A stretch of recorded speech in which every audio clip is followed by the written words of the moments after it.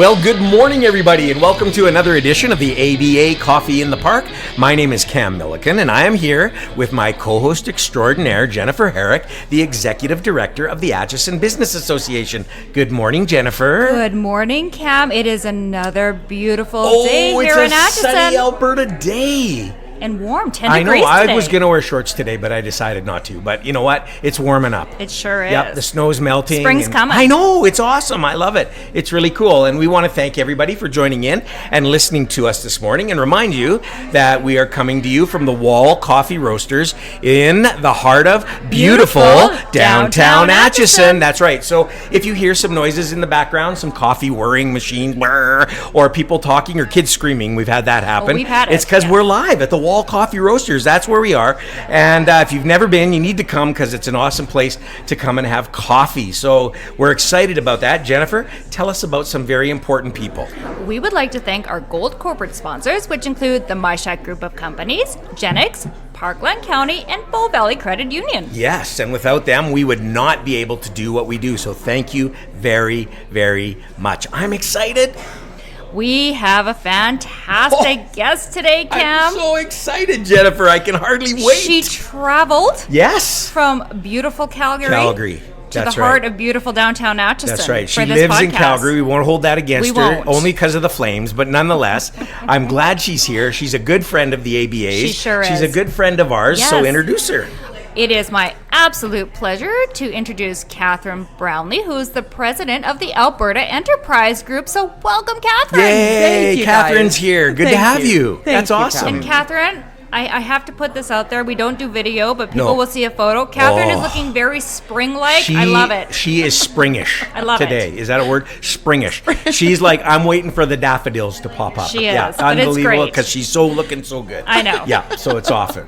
So here we go. Yeah. Catherine, we're going to kick it off. Yeah. Tell us a little bit about yourself. Where did you grow up? Yeah. Oh, thank you. Well, I'm a true Albertan. I was born in Innisfail. Innisfail. Okay. And then grew up on a farm close to Sundre. It's actually close to Spruce View, but Right. most people don't know where that is. Yeah. So, Innisfail. Did you go to the Innisfail Rodeo? all the time. When I was a kid, I would spend my summers at Sylvan Lake. Wow. And we would go to the Innisfail Rodeo. Wow. It was awesome. Yeah, no, I loved it. How long did you live in Innisfail? We didn't. Oh, you didn't? Yeah, well, I did later on, Oh, but we okay. actually, I was born in Innisfail and then grew up on a farm. Okay. And then yeah. moved to Innisfail only briefly Right. when I was 17 right out of high school. Where'd you go to high school? It's called Spruce View School. Spruce View School. Yeah. Shout out to Spruce View School. Did they have a mascot? We always ask. Did they have a mascot? Not that I'm aware of. Okay. Maybe Well, not, shout out maybe to them not. anyway. No.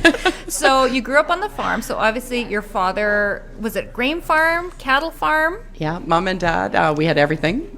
Grain, hay, cows, pigs, Wow. chickens, You had the horses. whole deal. Yeah. You did yeah. have the Incredible. whole deal. And what was it like growing up on the farm? Did you Lot of- like it? I did. Yeah. But it was a lot of hard work. Yeah. Yeah. Did you have to get up really early and do chores and Oh, stuff like yes, that? yes. Oh, yes. You Chores didn't morning and night. Had to do that? Yeah, oh, yes. Couldn't get out of that. And Oh, no. siblings. Do you have siblings? Yes, 3 younger sisters. One passed away. Oh, okay. So you all had to get up and go Yes. do chores. Yes. And you were the oldest, so Yes. you had to lead the way. Well, no, I didn't lead. Mom, I did. Mom definitely led. Mom led the for way. sure. Well, that's great. But awesome. now that I know that about you, Catherine, I think that explains your really hard work ethic. Yes, Because I agree. I think that people that grew up on the farm and rural people have amazing work ethics. Yeah, Jennifer's saying that because she grew up on the farm. I didn't. No, but I think? totally agree with you. I 100% agree with you. I think people that grew up on the farm are the hardest working people around. They are. Yeah, except for me. Shout out to rural people. Shout out to rural people. I know. Absolutely, farm people. Anyway, sorry, we digressed there because I knew where she was going with that. So, I had to get in on that one. So, anyway, So then you're on the farm. You're finishing high school. What did you want to do, Catherine? Were you ready to get out of small town life like most rural young folks were at the time? Very much, Yeah. very much, yeah. Although I missed it every day after I left. Bizarre, but certainly I definitely wanted out. I wanted to experience what I perceived at the time a bigger life. Right. Which is my perception as a young person. Sure. Right? And so you went from the farm to I went to Red Deer first. Okay. And I was at Reeves Business College for a while. Oh. And then transferred, went to Calgary, followed a guy actually to Calgary. And I like that. She followed a guy to Calgary. Yeah. No, because in our last podcast, a guy followed her to Edmonton, remember? That's right. Yeah, so I like that. It's I think true. that's great. Yeah, okay. Awesome. Yeah, okay. Yeah, And I followed him. He was in State, and then we got married soon after that. And then after we were divorcing, I went to Mount Royal to take social work. Oh. So Did you? I started in that. Did you really? Yeah. Huh. Except then some of the practicum was working with other social workers and learning from them after 20 years of experience that they were only making $800 a month. Yeah. And I knew for sure I could not save the world on that. Yes. But that's just fascinating to me. is. We've had other guests with similar stories that started out in social work. It's true. They're now in other fields, but that's really amazing to me. What drew you to social work? Why that, Catherine? Well, when we were on the farm, the very first TV set we had was black and white. I don't know how old I was. I think Dad was in a wheelchair by then, so maybe 9 years old or 8. Anyway, the very first image when we turned it on was these kids starving in Ethiopia. Ethiopia was the focus back then. And so I was freaked out. I couldn't believe it. We had such abundance of food there on the farm. Yeah. I hardly ever purchased anything from the store, so I started hoarding food in my closet. Really? Because I was going to take it to them and help. And of course, then Mom found it and found that my closet was stinking and what's in there. and then Mom being Mom, she's Catholic, so she wanted me to. She was really promoting me to be a nun, like a missions worker. Yeah. And so I was focused on that for a very long time. And that's what I wanted to do. But then I discovered boys. Yes. Yeah, it doesn't Not gonna work so well to be a nun. No, it doesn't work in the nun thing. No, I hear you. Right? Yeah, it's So hence pivot to the social work. Wow. Okay, thank you for your honesty and all of that, because I think that's fantastic. Actually, I think that's just wonderful. But I didn't know that about you, and. Yeah, I mean, both Jennifer and I have worked in the nonprofit world and with marginalized peoples deeply. Yes. And so, what you say resonates. It resonates here because we understand fully and we know those feelings. And so that's really incredible. Thank you. But yeah, it doesn't pay great. No. Sadly, in this world, it does not. Yeah, It doesn't. Yeah. No. And it's hard on the heart when you can't help as many as Yes. you It intended. sure is. It is, isn't it? Yeah. I think the story of you hoarding the food is just, I remember when we were young, often my mom would say, if I didn't eat all my food, she'd say, there's people starving in Africa Yes. that would like that. And so, I would always be a bit of a smart aleck and say, well, let's put it in a box and send it to them. That didn't go over real well, but nonetheless, I felt the same way. That was the thing. So that's really incredible. So social work, you thought, nope, not going to be for me. Right. And what then? So So I was, as mentioned, I was going through a divorce at the same time, or did I mention that? Maybe I didn't. Okay, so did. You did. At the same time, it wasn't working out, so I was going to have to go through this divorce, and we didn't have a lot of money, and certainly didn't. Through the split, there wasn't. I mean, we were young kids. Sure. So there wasn't enough money to finish. So I went to the guidance counselor, and of course that was also in the back of my mind, thinking I can't survive on $800 a month and help others as well. For sure. So I went to the guidance counselor, and he'd been watching me, and he was saying, you should be like a sales rep or something like that. Okay, yeah. And I don't know if you remember the show called WKRP. Yes, that's right. WKRP in Cincinnati. The first image in my mind was Herb Tarley. Yeah. And I went, no. I love it. No, I'm not going to be a sales rep. Oh, I love it. That's fantastic. That's just fantastic. But I did take some of his advice. Yeah. I took some marketing courses. I didn't finish, so I do not have a degree. Right. I didn't finish, but I got enough of it to go, I kind of like this marketing thing. Yeah. And as a result, I was volunteering at the Eau Claire Y, and on Saturdays, and there was this little guy named Curtis who I fell in love with. He's actually in my first and second book just because I love this kid so much. And it was pivotal for me because I started applying to different ads in the newspaper. Back then, it was the classified ads, right? Sure. I applied to this I had no idea. It was just a lab in oil and gas. And I got called for an interview.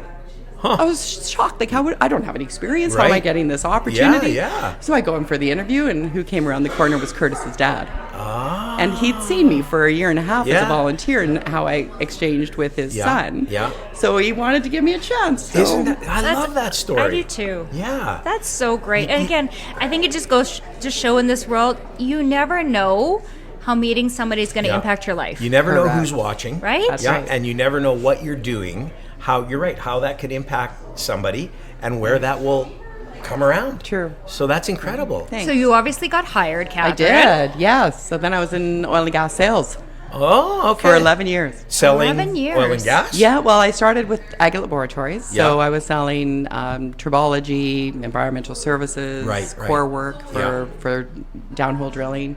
And then I was headhunted each time because at the time there were not too many females. I was going to say, Yes. you were probably a rarity. Right. Yeah. And as a rarity, you kind of stand out. Right. So was this during the oil and gas boom? Was Yes, this very much.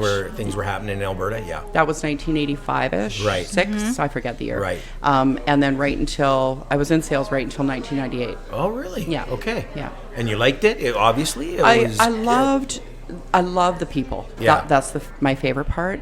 Certainly love the energy industry. I'm always very passionate and big advocate for them, for all of us actually. But I just didn't like the sales gig anymore, Right. and it was a lot of evenings, weekends, early sales mornings. is a tough life. Yeah. It's tough. A lot It of is. shaking hands And and kissing babies. travel? Yeah. Did you travel All a lot over. too? No, it was mostly Calgary. Okay. Well, Yeah. a little bit. You know, Yeah. they would send me out to the field, not thinking that I would. And I'm saying this yes. out loud, John. Sending me out to the field to see if I would survive it, not realizing the childhood I had. Right. Yes. Yeah. I survived. You were no wolf. Of Yeah, you were course. tough. Yeah, for sure. Put your boots on Don't and away you go. underestimate Catherine. This is what I say. Well, John, listen, man. That's right. Unbelievable. Well, yeah, I can. Yeah. So yeah, well, okay. So you're out in the field. You're out in the field. You're at the rigs. Hanging out with What the are guys. you doing? Hanging out with the boys. Hanging Doing out. what they're doing. Yeah. Grab a sledgehammer and Way to go, knock eh? that thing into place. And Wow. eating cold Kentucky Fried Chicken because it's the third day at 30 Yeah, below, yeah, and we yeah. forgot to bring Yeah. enough food. Never actually thought. I would that imagine camps have changed a little bit, but nonetheless, yeah. I imagine they have, yeah. That's really cool that you were doing that. Thanks. Yeah, and so you'd be out there just Yeah, giving her with the doing rest whatever. of the guys. Yeah. And they were like cool with you. They like, were so cool. Yeah. I am so grateful. Yeah. There were a very small percentage of males that were not supportive. The Yeah. ones that were not supportive wanted me out of their office, would Yeah. phone my Yes. boss and Yeah. say, never a female here ever again. Right. That actually happened Yeah. a few times. Oh, I But bet. the majority were so kind Right. and so understanding Yeah. and just wanted to do right by me. I love that. I do too. I think that's fantastic. I do too. And especially in that industry. I mean, I'm not sure if it's changed. I don't know much about it these days, but I'm not sure if it's changed much. But I think the fact that you were out there and doing it is really incredible. Like that's loved just it. you were boots on the ground. Oh, yeah. That was really, really cool. Okay, so then you decided not going to do that no more. Yeah. Now what are we going to do? Yeah, so of course, without a degree, only the sales career, I went out to every search firm that I knew to say, what could someone like me do? Because they knew me. You know, I was the woman sales rep. Yeah. Yes. Yeah. So the majority said, you'll never make it. But there was one guy, and I'm going to say it out loud, Yeah. Michael Honey, sat down with me, and he was like O'Callaghan Honey. They were the #1 executive search firm that I was aware of at the time. Right. And he gave me so much time. He told me to do this, don't do that. You can sort it out with contingency, you can sort it out with retainer, but Right. if you're going to do that, make sure that there's a clear line. This is how you charge. If you place someone, make sure you don't pull. Like, it's got to be like, Right. gave me all the ethics and guidelines to follow. Right. So So you were without now Michael- working in an HR placement service. I started one. You started one. The very next day. Really? Yeah. I started Your own? Prominent Personnel in 1998. That's amazing. Because of him, though. Yes. I could not have No, done but it you without didn't him. work for him. Nope. You just decided I'm going to start my own. Correct. And he was your mentor, so to speak. Yeah. That's fantastic. Only that one meeting is all we needed. Right. Wow. Yeah. That's all I thought I needed. Right. Right. Yeah. So tell us that journey. Yeah, tell us a bit of that journey. Oh man, 'cause I should have worked for a search firm first. It would have cost a lot less money. I would have made way less mistakes. But you know what? I've sorted it out now. I love the search business now, the way we've got it set up, and it's just it's evolved so much since 1998. Yeah. Oh, you know, absolutely. the way things are done Yeah. with LinkedIn and how we find people. Right. It's So super fun. because we have a variety of listeners, and some may not fully understand what a search firm does. So walk us through that a little bit. So Sure. how does that work? Sure. So a client will hire us either on contingency or retainer, although the majority of, it's now called CBI Business Solutions. The majority that CBI will do now is retainer. Okay. Just because we like to, there's so much work up front. So when we get a file, obviously there's a contract signed and we all agree to whatever terms it is. And then we start the search, and we literally start with everyone. My stepbrother, who is a retired detective, police detective, told me that our process in search, which is most search firms, is very similar to when they're looking for the bad guy. Okay. Yeah. So although we're But looking you're for the looking good for guy. the good guy. Yeah, that's right. Let's Let's make that very clear. That's You're right. looking for the good guy. Okay. Yeah. So you go everywhere. Yeah. You're, in our case, we're on LinkedIn. We do put on Indeed for some postings, but most times we never fill what's on the Right. posting anyway. Yeah. It's usually we're looking for people that are busy, that have a great reputation, and probably haven't applied for a job in a few years. Right, That's right. not always the case, because Sure. things have changed lots since the lockdown, and Sure. behaviors have changed. So Yeah. we're much more open-minded than the old days. But for this purpose, we go everywhere. Okay. I'm talking to you. If I'm looking for somebody in Edmonton, you two are my first reach out. Right. This Yes. is what I'm looking for if you know anybody. Sure. And then I'm going out through LinkedIn. So we'll do, I've got 2 LinkedIn profiles, and I've got search words that I'm looking for. So let's say I'm looking for a production engineer. Let's say they have to have Bakken experience. So I'll be doing production engineer, Bakken. All first connections in LinkedIn, in both of my LinkedIns, and I send an individual note to every person that's got those search words. Do you specialize in a certain area, or you're wide open? Not anymore. We've anymore. actually placed literally into every industry. Okay. With the exception, only one government person we've placed. Okay. And Okay. I promise that I won't work for the government ever again. That's another podcast. That is another podcast, but we could go down that road. Or maybe off air, we can talk about that. We'd have a great Okay, but I have a question. Yes. So, Catherine, you started this. You obviously, your first foray into this. You said you made some, mistakes. You learned from them. Who took a chance on you? Who was your first kind of client that took a chance on you in this business? Who hired you first? First was Bruce Costin. I forget the company he was with, but they were looking for an exploitation engineer, and I had the relationship with all of these guys, mostly guys, for years and years. So he said, "I'll give you a chance." Yeah. And we hired our first exploitation engineer. Didn't track it. Didn't do anything. Didn't make sure I kept notes with who I talked to about it, because I thought, this is probably going to be a one and done. I'm not going to ever. I don't even know what an exploitation engineer does. So I don't know. I don't have a clue. Right. Yeah. So I was so wrong. That became our specialty. Any oil and gas company that was looking for his exploitation engineer after. Came to so you. we got crystal clear on what we needed to do. Start tracking. Start figuring it out.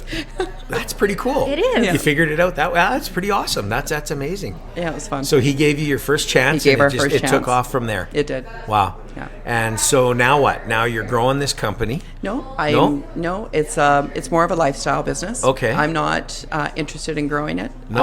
I love the team that we have. Yeah. We are all contractors to CBI Business. Okay. And we have search files. We do event planning. Yeah. We've got Alberta Enterprise Group Yes. that our team serves.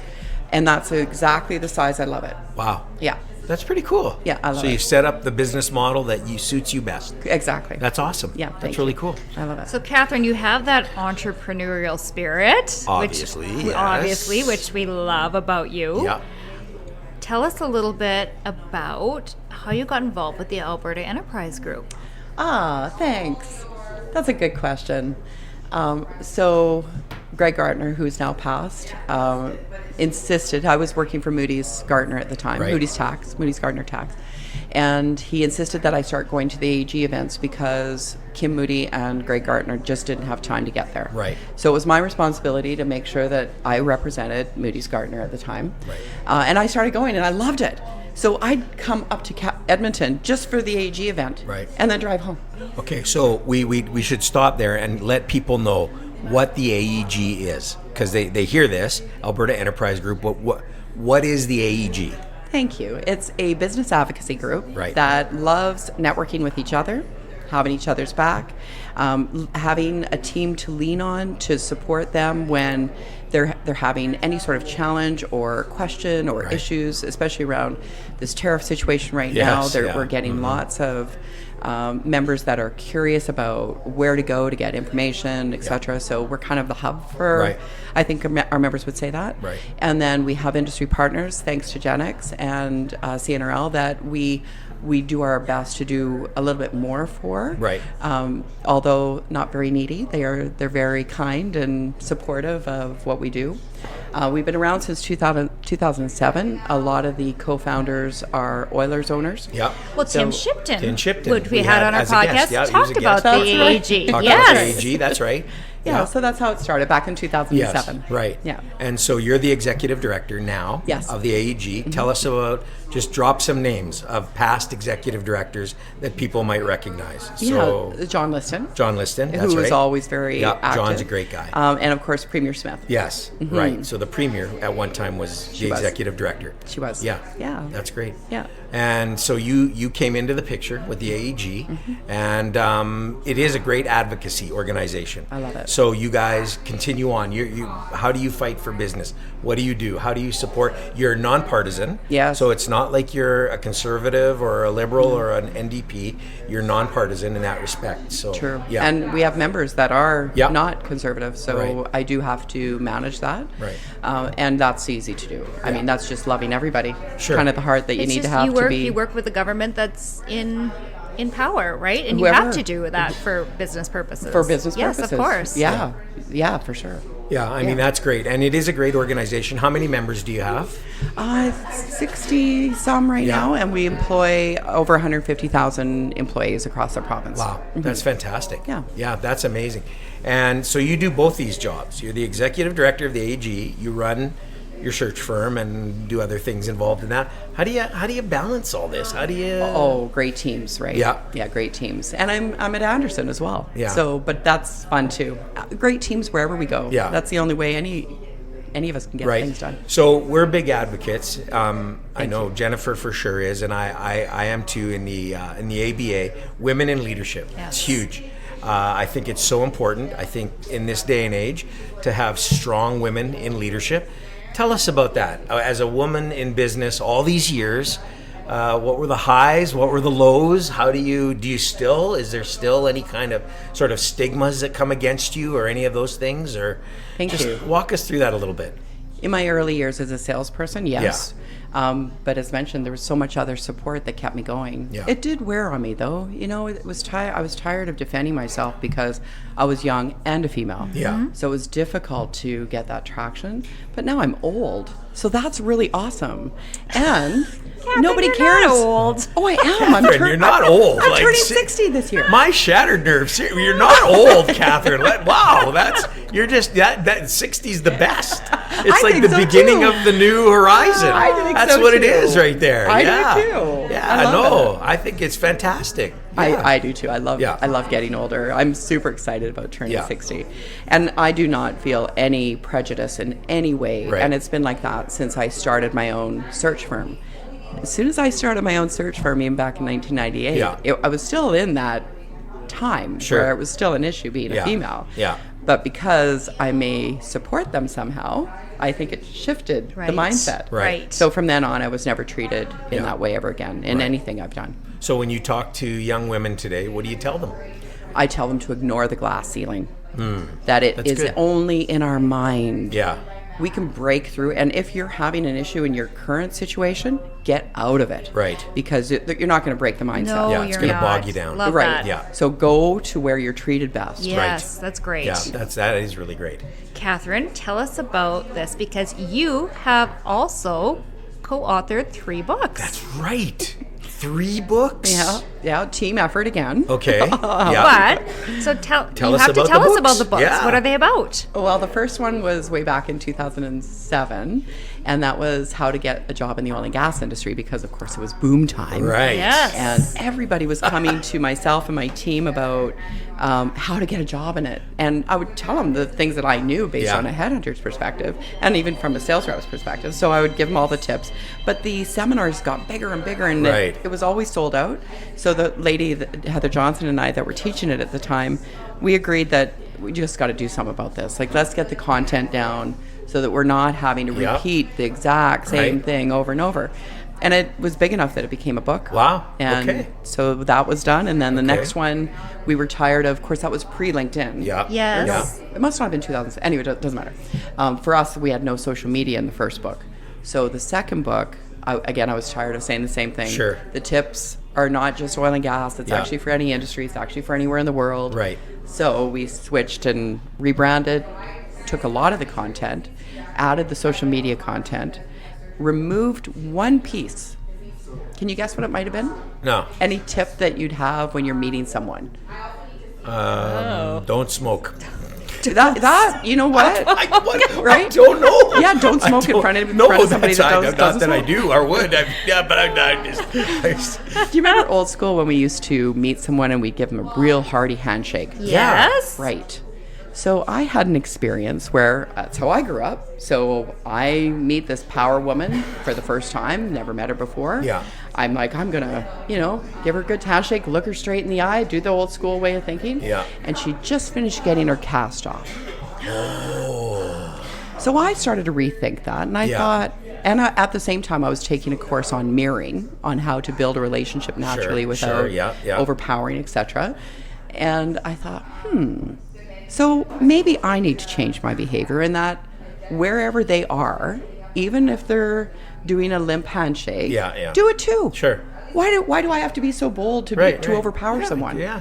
That's so good. Man, did that ever shift? Interesting. No, it is. That's isn't good. it? I think that's really interesting. I know. Because you want to try and be not assertive, but you want to, No, but listen. This is true because again, growing up as female in the world of business and a very male-dominated industry, I've also experienced that where that's what you are taught to assert yourself. But that hearty handshake, look in the eye, don't do a limp handshake. Right. Right. No. I think that's good. That's great advice. Yeah. Awesome. Yeah. We changed that. That was the only thing. Good. All right.